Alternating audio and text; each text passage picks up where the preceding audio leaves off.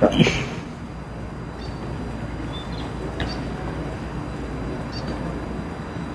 మధ్యన మళ్ళీ చంద్రబాబు నాయుడు గారి మాటలు వింటుంటే కొన్ని సందర్భాల్లో నవ్వొస్తుంది, కొన్ని సందర్భాల్లో ఆశ్చర్యం వేస్తుంది. ఎందుకులే ఎందుకు వదిలేద్దాంలేమని చెప్పి అనుకుంటే కూడా కొన్ని సందర్భాల్లో ఎందుకో తప్పకుండా మాట్లాడాల్సిన అవసరం ఉందని అనిపిస్తూ ఉంది. చంద్రబాబు నాయుడు వాస్తవానికి ఏది ఊరికనే మాట్లాడాడు, దాని వెనకాల ఏదో ఉంటుంది. తెలంగాణకు సంబంధించి, హైదరాబాద్ అభివృద్ధికి సంబంధించి చంద్రబాబు మాట్లాడే మాటలు చాలా హాస్యాస్పదంగా ఉంటాయి. కానీ దాంట్లో ఏదో మోసపూరితమైన విషయాలు కూడా ఉంటాయి. ఎందుకంటే ఆయన నిన్న మొన్న మాట్లాడింది, మహానాడులో మాట్లాడింది, అసలు అది తెలంగాణకి ఏమాత్రం సంబంధం లేని కార్యక్రమం అక్కడ. కానీ అక్కడ మళ్ళీ నిన్న మాట్లాడుతూ ఇవాళ భారతదేశంలో తెలంగాణ తలసరి ఆదాయం నెంబర్ 1 ఉంది, కానీ దానికి కారణం నేనే అని మాట్లాడడం, పదే పదే హైదరాబాదు నేనే అభివృద్ధి చేసిన. సరే, ఇవి చెత్త మాటలు లేని కొట్టేద్దామని అనిపిస్తుంది. కానీ ఒక అబద్ధాన్ని 100 సార్లు చెప్తే నిజమని నమ్ముతారు అని ఏదైతే మనం గోబెల్స్ సిద్ధాంతం గురించి వెళ్ళి మాట్లాడుకుంటున్నామో, గోబెల్స్ కూడా సిగ్గుపడే పద్ధతిలో ఉంటాయి చంద్రబాబు నాయుడు గారి పనులు, మాటలు.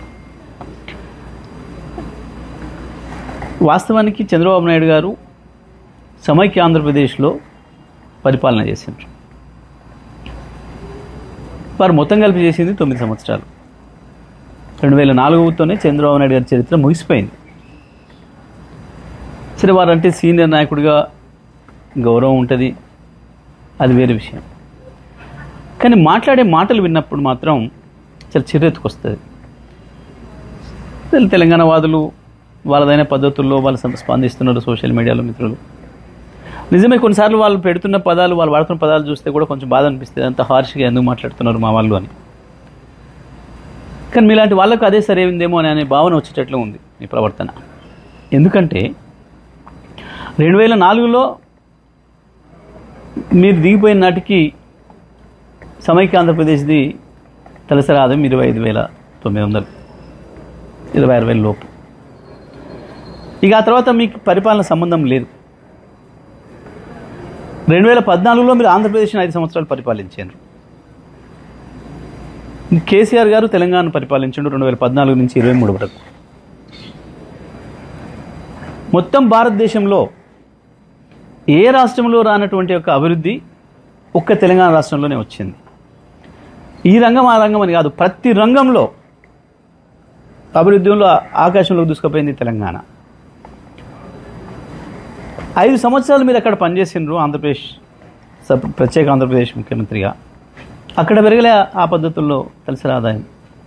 ఒక తెలంగాణనే సమైక్య ఆంధ్రప్రదేశ్ నుంచి విడిపడ్డ నాడు కేవలం 1,12,000 తలసరి ఆదాయం ఉంటే ఇవాళ 3,60,000 వచ్చింది, 3,70,000 వచ్చింది దాదాపు.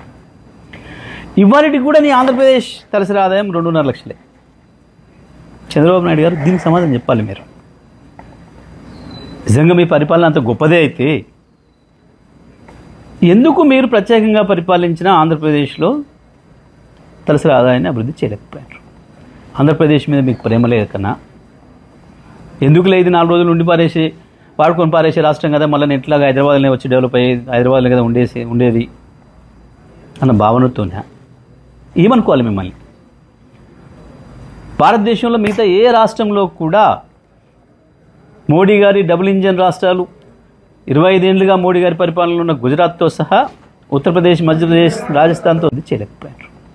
ఆంధ్రప్రదేశ్ మీద మీకు ప్రేమ లేక కన్నా ఎందుకు లేదు 4 రోజులు ఉండి వాడుకొని పారేసే రాష్ట్రం కదా, మళ్ళీ నెట్లాగా హైదరాబాద్లోనే వచ్చి డెవలప్ అయ్యేది, హైదరాబాద్లో కదా ఉండేది అన్న భావనతోనే ఏమనుకోవాలి మిమ్మల్ని?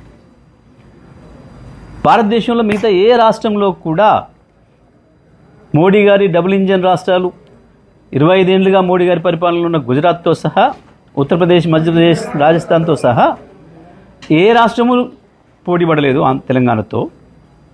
నువ్వు కూడా పోటీ పడలేదు. ఒక్క తెలంగాణ మాత్రమే కేసీఆర్ నాయకత్వంలో ఉంది కాబట్టి ఆ అభివృద్ధి జరిగింది. ఇది ఇంత స్పష్టంగా కనబడుతుంది, వాస్తవం ఇది. కానీ దీన్ని కూడా నేను మసిపూసి మారేడుకాయ చేస్తా, నాకు కొంత డబ్బా పత్రికలు ఉన్నాయి కాబట్టి నేను రాయించుకుంటా అని అనుకుంటే ప్రజలు నవ్వుకుంటారు. బాబు గారు, ఇప్పటికైనా ఇటువంటి మాట్లాడడం మానేయండి. మీ రాష్ట్రం మీద మీరు దృష్టి పెట్టుకోండి, అది వేరే విషయం, మీరు ఏం చేసుకుంటారు అక్కడ. నిజమే, మీ మీద ఇంకో విమర్శ కూడా ఉంది. హైదరాబాద్ను ఇంత డెవలప్ చేసినా, నేను అభివృద్ధి చేసినా అన్న మీకు 5 సంవత్సరాలు ఆంధ్రప్రదేశ్ ప్రజలు అవకాశం ఇస్తే ఎందుకు ఒక్క సెక్రటేరియట్ బంగ్లా కట్టుకోలేకపోయినావు? ఏంటిది కారణం చెప్పండి. మోడీ గారి సపోర్ట్ ఉంది నీకు, వారే వచ్చి శంకుస్థాపన చేసిండ్రు. పక్క రాష్ట్రం కదా బాగుపడాలని కేసీఆర్ గారు కూడా వచ్చి మీకు ఆశీర్వాదం ఇచ్చి వచ్చిండ్రు. ఎందుకు కట్టుకోలేకపోయాను? అది చేయలేదు. కానీ నేను హైదరాబాద్ను బాగు చేసిన, తెలంగాణ తలసరి ఆదాయం పెంచిన, ముందు ఆంధ్రప్రదేశ్ ప్రజలు ఆశ్రయించుకుంటారు మీ మాటల్ని. దయచేసి ఇప్పటికైనా చంద్రబాబు గారు ఇట్లాంటి మాట్లాడడం మానుకొని వాస్తవాలను ఒప్పుకుంటే మంచిది. కేవలం కేసీఆర్ వల్ల మాత్రమే తెలంగాణ తలసరి ఆదాయం పెరిగిందనేది వాస్తవం. హైదరాబాద్ అభివృద్ధి ఏ ఒక్కరో నేను చేసినానంటే తెలివితక్కువతనం. హైదరాబాద్ అభివృద్ధిలో కేసీఆర్ కేటీఆర్ల కాంట్రిబ్యూషన్ ఎక్కువ ఉంటుంది. కానీ ఎప్పుడు చెప్పుకోలేదు గొప్పలు మేము. ఎందుకంటే హైదరాబాద్ వందల సంవత్సరాలుగా పెరుగుతూ వచ్చిన రాష్ట్రం. ఇక్కడ ఉండే లివబుల్ కండిషన్స్ అవి నిర్ణయిస్తాయి ఒక ప్రాంతం యొక్క అభివృద్ధిని. కానీ నువ్వు లేని దాన్ని గొప్పలు చెప్పుకొని అక్కడ ఏందో చేస్తా అని చెప్పి ఏందో చూపించి, ఏదో ఆంధ్రప్రదేశ్ ప్రజలకి ఏదో చూపించి ఏదో చేసి అసలు మీకు కేర్ ఆఫ్ అడ్రస్సే లేకుండా చేసుకుంది మీరు. మీ గొప్ప విజన్ ఇప్పటికీ ఆంధ్రప్రదేశ్ ప్రజలకు అడ్రస్ లేకుండా చేసింది. దయచేసి మా జోలికి రాకుండా, ఎందుకంటే మీ రాష్ట్రం విషయాలు మేము పట్టించుకోవటం లేదు. కానీ మా జోలికి వచ్చి తెలంగాణ ప్రజల్ని అవమానించే పద్ధతుల్లో, కేసీఆర్ని అవమానించే పద్ధతుల్లో మీరు ఇట్లాగే మాట్లాడతారంటే